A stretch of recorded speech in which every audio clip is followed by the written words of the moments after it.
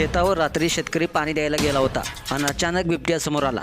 त्या शेतकऱ्यासोबत पुढं काय घडलं, संपूर्ण थरकाप उडवणारा व्हिडिओ पाहण्यासाठी तुम्ही आताच्या SS स्पोर्ट्स या चॅनेलला सबस्क्राईब करा आणि अपडेट देखील राहा. अन्न पाण्याच्या शोधामध्ये वन्यजीव म्हणजेच बिबटे हे मानवी वस्तीच्या दिशेने येत असल्याचं तुम्ही पाहिलं असेल. वन्य प्राण्यांकडून हल्ले केले जात असल्याच्या अनेक घटना तुम्ही पाहिल्या असतील.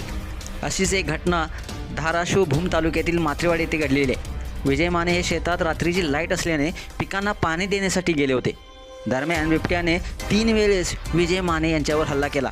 विजय माने हे ओरडल्याने शेजारी शेतात असलेले सागर माने त्यांच्याकडे धावत आले. बॅटरी चमकवल्याने बिबट्या मात्र तिथून पळून गेला. त्यामुळे विजय माने यांचा जीव वाचलाय.